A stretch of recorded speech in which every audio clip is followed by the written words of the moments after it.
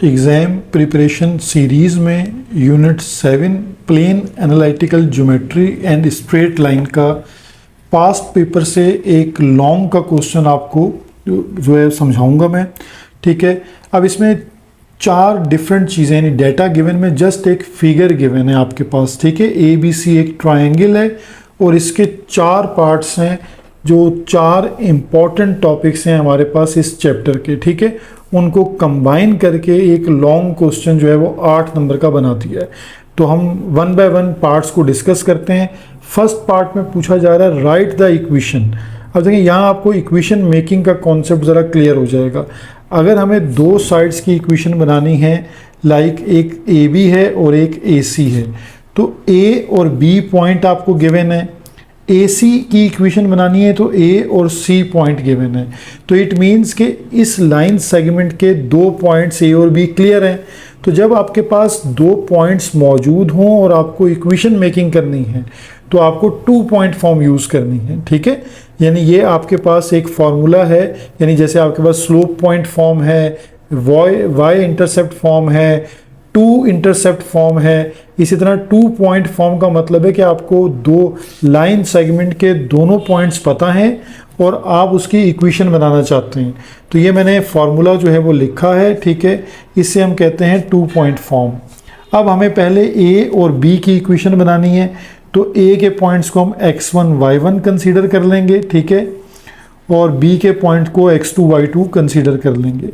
इसी तरह जब हम AC की बात करेंगे तो हम A के पॉइंट को x1 y1 और C के पॉइंट को x2 y2 सपोज कर लेंगे। ठीक है, अब हम अपने फार्मूला में इन वैल्यूज़ को पुट करके इक्वेशन बनाते हैं।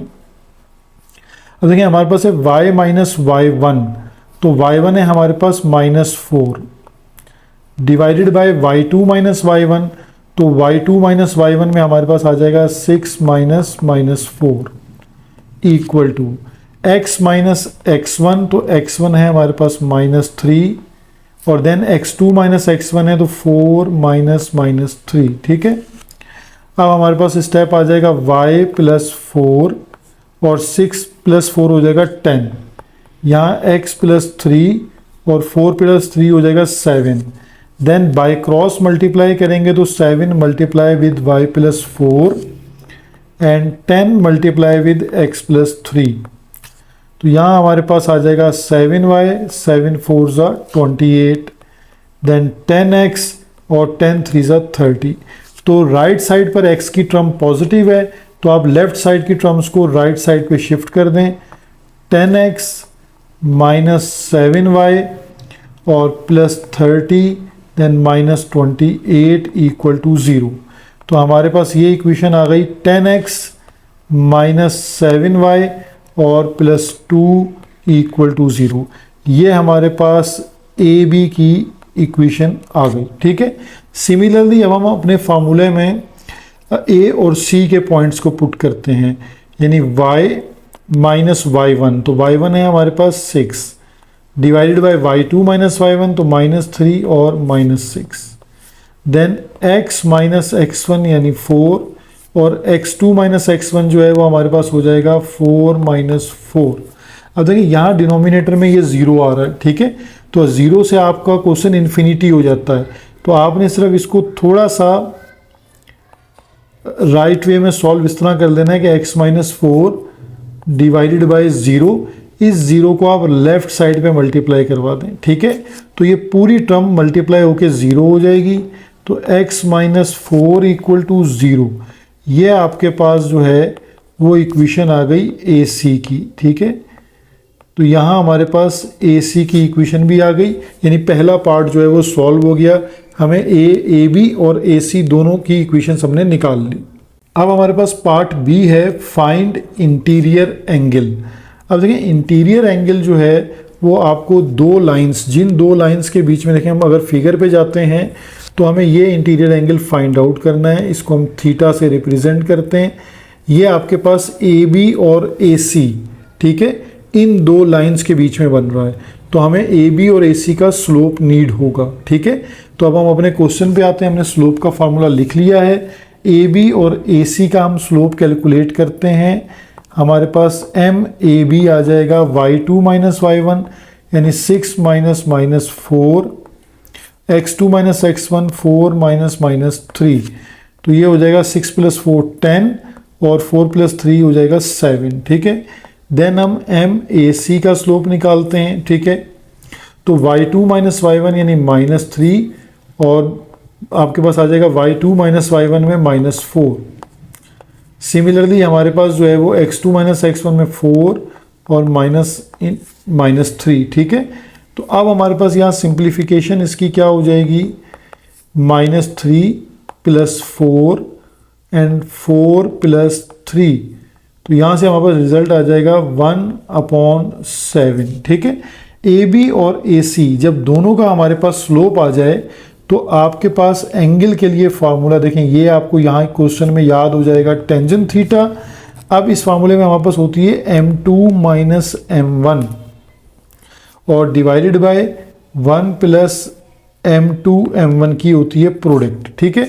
तो यहाँ पर आप अपने फार्मूले को चेंज इस तरह कर सकते हैं कि हमें ना अगर एंटी क्लॉकवाइज हम एंगल को मतलब मेजरमेंट करें तो एंटी क्लॉकवाइज को आप फिगर में देख सकते हैं कि फिगर में ये एरो में लगा देता हूँ, ये देखें ऐसे एंटी क्लॉकवाइज, यानी AB का स्लोप पहले रखें और AC का बाद में रखें। लेकिन अगर ये बात आपको याद नहीं रहती तो ये कोई प्रॉब्लम नहीं है, आंसर दोनों से ठीक आएंगे। तो अब हमारे पास हम इसको MAB को यानी जब हम इसको एंटी क्लॉकवाइज करते हैं तो जहाँ हमारा एरो आता है उस लाइन का स्लोप हम पहले रखते हैं, तो हम MAB का स्लोप पहले रखेंगे माइनस MAC का स्लोप बाद में रखेंगे, ठीक है। और 1 प्लस MAB और MAC, अब इसमें हम अपनी वैल्यूज को पुट कर देते हैं। AB का हमारे पास रिजल्ट है 10/7 और AC का रिजल्ट है 1/7, देन 1 प्लस 10/7 इंटू 1/7, ठीक है। तो यहाँ इसकी सिंप्लीफिकेशन हमारे पास थ्रू LCM आ जाएगी। हम 7 LCM लेंगे तो ये आ जाएगा 10 माइनस 1 और यहाँ 1 LCM लेते हैं तो 7 ही LCM आएगा, ठीक है।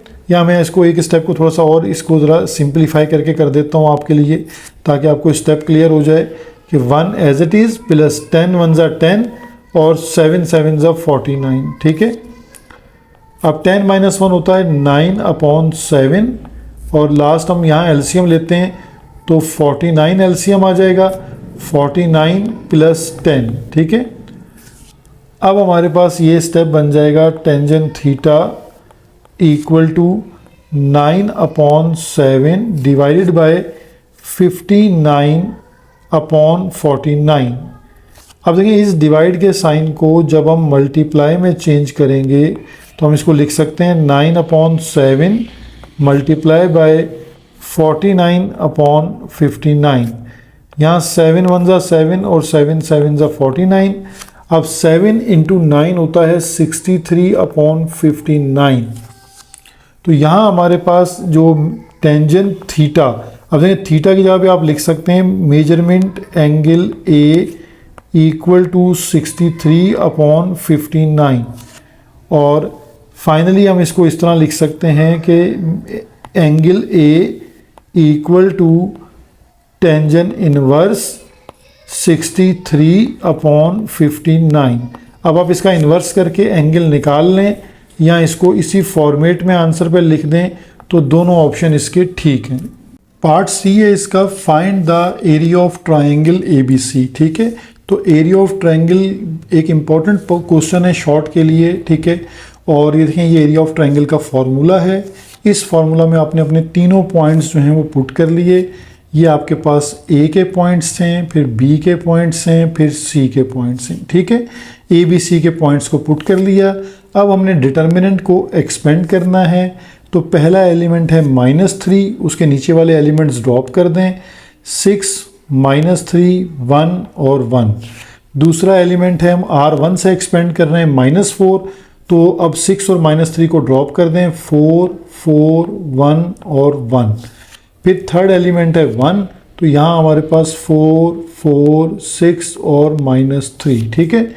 अब हमारे पास 1/2 और -3।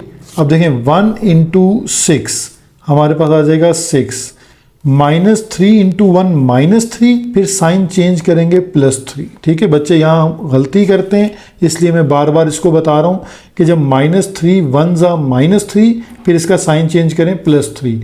इसी तरह माइनस माइनस हो जाएगा प्लस, और ये 4, 1 इंटू 4 4, देन 4 1 जा 4, तो साइन चेंज करें -4, फिर +1 एज इट इज़, -3 4 जा -12, 4 6 जा 24, तो ये हो जाएगा -24, साइन चेंज हो गया। अब हमारे पास देखें आंसर क्या बन रहा है इसका, 6 + 3 हो गया 9, 9 इंटू -3 -27, ये हमारे पास इस कंप्लीट का आंसर आ गया। ठीक है, अब ये देखिए, यहाँ देखें तो 4 - 4 क्या होगा 0, 0 इंटू 4 का रिजल्ट आ जाएगा 0, तो ये वाला दूसरा पार्ट भी सॉल्व हो गया। अब हम आते हैं लास्ट वाले पे, -24 और -12 क्या हो जाएगा -36, तो ये माइनस का 36 ही यहाँ आंसर बनेगा आपके पास, -36। ठीक है, अब आपके पास देखिए -36 और -27 को हम ऐड कर लेते हैं, तो इससे हमारे पास लास्ट रिजल्ट बन जाएगा कि हमारे पास क्या बनता है, -27 एंड -36 -63। और आप एक चीज़ यहाँ नोट के तौर पे डाल दें कि एरिया ऑलवेज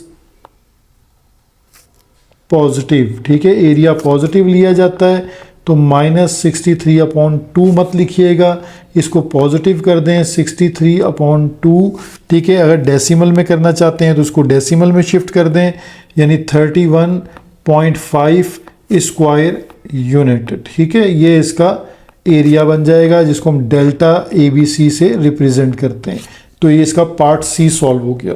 अब पार्ट D है, find the perpendicular distance from, अब पॉइंट गिवन है, इस पॉइंट C से और इस लाइन AB का परपेंडिकुलर डिस्टेंस लेना है। ठीक है, तो आपने AB की जो फर्स्ट पार्ट है A, उसमें AB की लाइन यानी इक्वेशन निकाली हुई है, हम उसी को यूज़ करेंगे, और C पॉइंट है। परपेंडिकुलर डिस्टेंस का सिर्फ आपको यहाँ पर फार्मूला याद होना चाहिए कि परपेंडिकुलर डिस्टेंस जो है ये किस फार्मूले से निकाला जाता है। तो ये इस लिहाज से इम्पोर्टेंट सवाल था कि इसमें कई तरह के रूब्रिक्स जो हैं वो सॉल्व हो गए। परपेंडिकुलर डिस्टेंस का फार्मूला है हमारे पास AX + BY + C divided by √A² + B²। ठीक है, तो यहाँ आपके पास जो AB की लाइन है वो पुट हो जाएगी। ठीक है, और मॉड का मतलब है कि डिस्टेंस ऑलवेज पॉजिटिव, तो मॉड लगा रहने दें, लाइन आ जाएगी आपके पास 10x - 7y + 2। ठीक है, डिवाइडेड बाय A का मतलब है x का कोफिशिएंट यानी 10 का स्क्वायर, B का मतलब है y का कोफिशिएंट यानी आपके पास -7 का स्क्वायर, और जो C पॉइंट है वो आपके पास गिवन है, तो C पॉइंट आपके पास है 4, -3, तो ये x और y की जगह पर पुट हो जाएगा। तो आपको यहाँ से आपका परपेंडिकुलर डिस्टेंस मिल जाएगा 10, और x की जगह पे आ जाएगा 4, -7, y की जगह आ जाएगा -3 + 2 डिवाइडेड बाय √10² यानी 100 और -7 का स्क्वायर 49। तो यहाँ अब हमारे पास इसका रिजल्ट बन जाएगा 10 4 = 40। ठीक है, माइनस माइनस प्लस, 7 3 = 21 + 2 और ये 149। ठीक है, तो 40 + 21 + 2 को हम सॉल्व कर लेते हैं। 40 + 21 + 2, तो ये रिज़ल्ट हमारे पास आ जाता है 63। ठीक है, 63/149। अगर हम इसको डेसिमल में लिखना चाहें तो ये आंसर हमारे पास 5.16 यूनिट आंसर इसका बन जाएगा। चाहें तो फ्रैक्शन में आंसर रखें और चाहें तो इसको डेसिमल में चेंज कर लें। तो ये क्वेश्चन का जो चौथा रूब्रिक पार्ट डी था ये भी सॉल्व हो गया। तो ये 8 नंबर का लॉन्ग के लिए एक इम्पॉर्टेंट क्वेश्चन है।